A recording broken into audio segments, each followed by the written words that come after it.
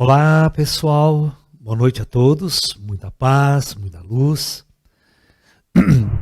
Namastê a todos. Bom, o tema de nosso seminário da semana é sobre o sofrimento, né? O porquê do sofrimento, ok? Por que nós viemos a esse mundo e, inevitavelmente, temos que sofrer? É muito difícil alguém neste mundo que não sofra, né? O interessante disso tudo, que essa discussão com relação ao sofrimento é fundamental na filosofia budista, né? Então,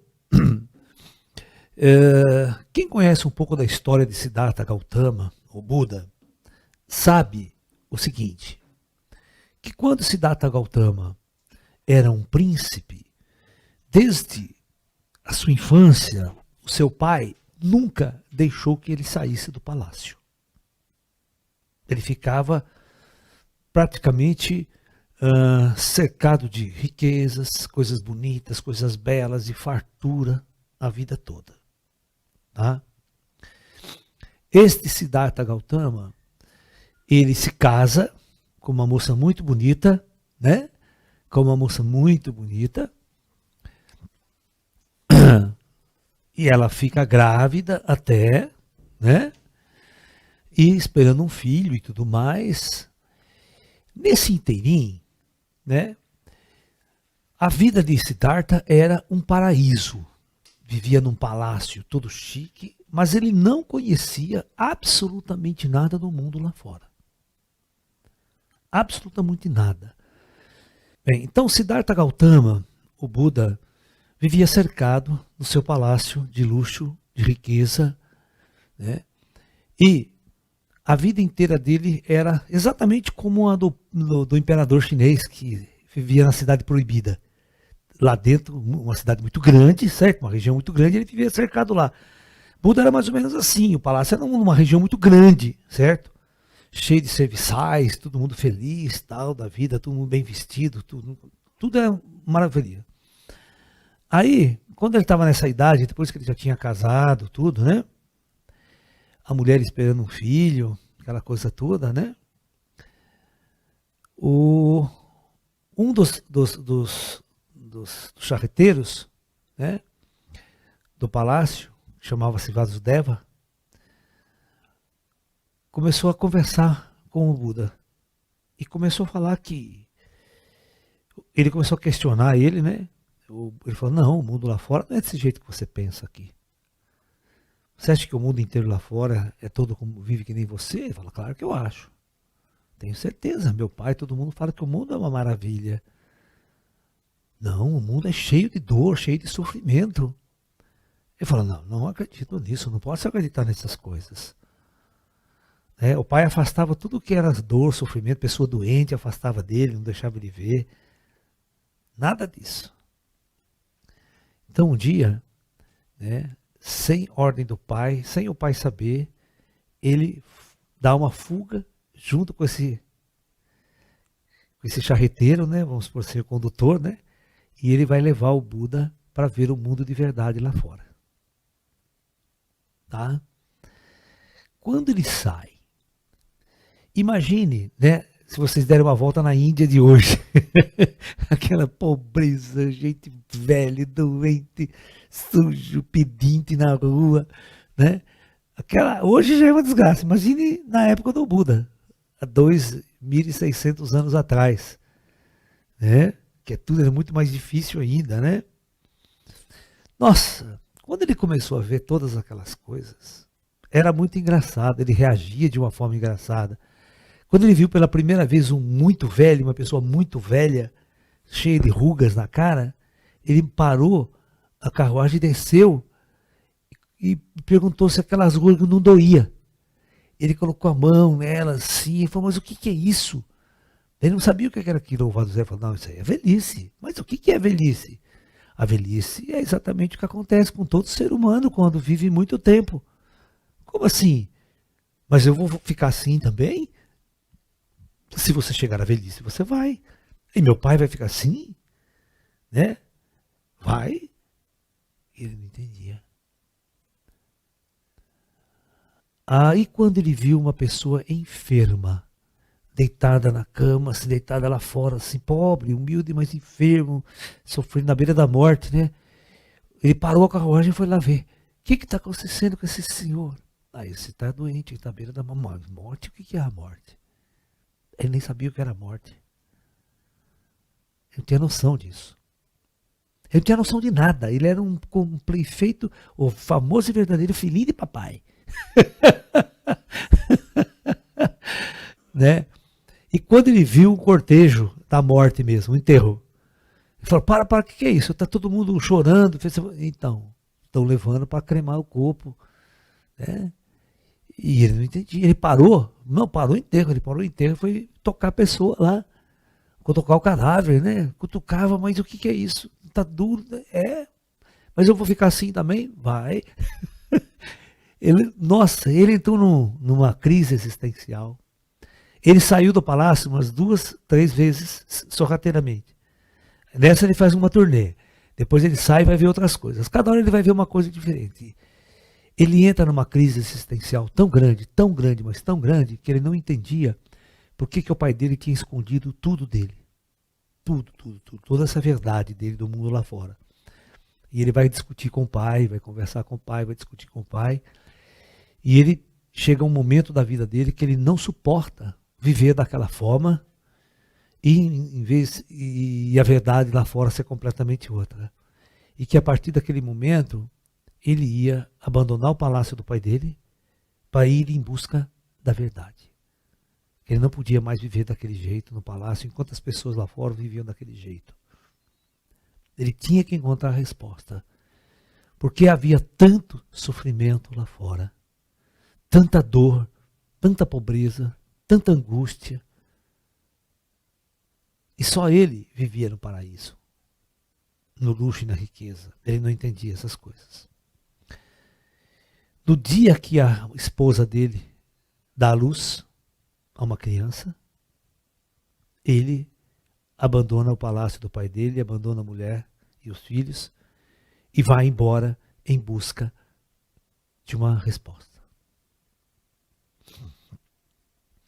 E a primeira coisa que acontece na história de Siddhartha Gautama, o Buda, é que ele vai procurar uns gurus, uns ascetas que viviam ali perto, os ascetas, né? Ascetas é uma seita, né? Uma seita esotérica e espiritual daquela época, que eles praticavam, né? Uma religião para se atingir o estado de Buda, para se atingir o estado de iluminação. Era necessário cumprir-se determinadas práticas e determinadas regras daquela seita, e o Buda já entrou de cara ali, é aqui mesmo que eu vou ficar. Né? Foi a primeira que ele viu, a primeira que ele entrou. Mas foi a seita de maior dor e sofrimento. Então, esses mestres diziam o seguinte, que para se atingir a iluminação e a luz, o homem devia banir de sua existência aqui na Terra todos os prazeres da carne. Todos os prazeres. Eles deveriam eliminar totalmente, né, as sensações que lhe dão prazer. E, na verdade, mortificar a carne. Para viver o sofrimento ao extremo. Para assim poder o espírito vir à tona. A alma verdadeira vir à tona e a transcendência acontecer. Quando você elimina totalmente o corpo. Né? E, nesta época, cada discípulo dessa seita tinha que fazer um voto de penitência. Um voto de sofrimento. Um voto de autoflagelo. Autoflagelo. Ok, retornando então, pessoal. Deu uma travadinha na imagem, a gente destravou de novo. Nós estamos tendo um problema com o software, a gente não sabe por que ele está travando. Né?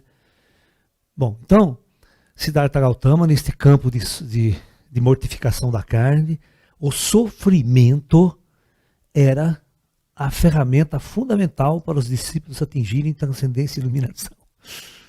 Tá? Esse era o conceito dessa seita. Então tinha um que se flagelava todos os dias, se autoflagelava. As costas ficavam em carne viva o tempo todo em carne viva. Né? Tinha um desta seita que fez o juramento de jamais abrir as mãos, jamais. Tudo ele fazia na vida com a mão fechada. Na hora de comer, trocar de roupa, tomar banho. E já passavam anos e anos que eles estavam desse jeito, as unhas tinham crescido e já estava varando do outro lado aqui assim, ó, da outra mão, assim, tudo em carne viva, assim e tal, tudo apodrecido. E ele não abria as mãos. Tinha um outro que fez um juramento, travou as mãos aqui e andava com a mão assim no alto da cabeça e jamais tirava daqui, para nada. Dormia assim, andava assim, comia que nem um cachorro. Assim vivia dessa forma. O duro que se você for para a Índia hoje, você vai encontrar esse tipo de coisa ainda lá. Hoje. Tem um festival de 11 em 11 anos na Índia, né? Chama Mela, né? Que desce todas as seitas das montanhas, tudo quanto é lado, vão nesse festival de vários dias, né? Tem uma seita na Índia que é muito interessante, vocês vão adorar. É todo mundo pelado, eles não usam roupa. Eles passam frio, passam de tudo por tortura do corpo, mas não usam roupa.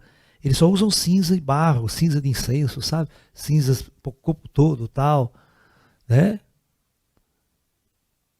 Vocês têm que assistir, tem um seriado na Netflix, na History, que inaugurou agora, no History 2, chamado Em Busca de Deus, ou A Procura de Deus. É muito legal, o cara vai analisar a religião de vários países, as seitas de vários países. Ele vai na Índia várias vezes, ele foi nesse festival da Índia. Toda aquela loucura, todo mundo naquela religião, cada um com o seu Deus, cada um com a sua proposta de atingir a iluminação, entendeu? E esses são totalmente, eles não têm absolutamente nada, certo? Eles vivem de esmola, eles vivem de ajuda dos outros. Eles não têm absolutamente nenhuma peça de sua propriedade. Eles vivem nus. Eles banem totalmente essa relação com o nosso mundo, com o material, com o mundo material, com o mundo do prazer, ter, possuir, desejar. Eles eliminaram aqueles dois pontos básicos, nós vamos discutir nesse né? O desejo, né? E o quero e o eu, né? Tentar eliminar totalmente esse eu superficial, esse eu, né? A Índia é muito louca nesse, tem pessoas que vão para o extremo mesmo. E o Buda, qual que era a penitência do Buda quando ele entrou, né? O Siddhartha Gautama, quer dizer, quando ele entrou, porque ele não era Buda ainda, ele era Siddhartha Gautama. Buda é um título, tá? Buda não é o nome de uma pessoa, Buda é um título, que significa o iluminado. Quando a pessoa atinge a iluminação, ele se torna um Buda. Tá? O Cristo, Jesus, era um Buda, né? Você está entendendo? Atingiu o estado búdico, que a gente fala. Estado crístico, estado búdico é a mesma coisa. Tá? São sinônimos essas ideias, só que o termo crístico é um termo grego. A palavra crística é grega. Não existe esse termo crístico, né, no judaísmo, tá? A palavra Cristo significa o ungido, o purificado, vamos assim dizer, né? Então, o transcendido, que é a mesma coisa que o iluminado, o conceito. Então, Buda, para permanecer naquele campo de mortificação da carne, que era a base da doutrina daquela seita e dos mestres que ele tinha ali, ele optou, presta bem atenção, por se alimentar somente de estrume. Só isso. Estrume de vaca, bosta. Literalmente, Buda optou por sair do palácio, né? Comia do bom e do melhor, e a penitência dele para a mortificação da carne, eliminar a fonte de prazer daquele corpo. O corpo não podia sentir prazer em hipótese alguma, né? Para então o espírito se manifestar, que era a ideia e a técnica daquela seita. Então Buda fez o voto de comer bosta. Já pensou que loucura, cara? É bosta no café da manhã, um pratão de bosta no almoço, café da tarde para eliminar aquele estresse, né? bosta, chá com bosta, né? Bolo de bosta, podia fazer bolo de bosta, torta de bosta, né? Só para variar um pouco, para melhorar o cardápio. E no jantar, sopa de bosta. Aí era uma beleza, sopinha de bosta. Vegano, totalmente vegano, Buda. Né? Claro que com isso ele chegou a pesar 43 quilos, 42 quilos. É verdade. Ou seja, ele escolheu o caminho, aquela seita escolheu o caminho do sofrimento.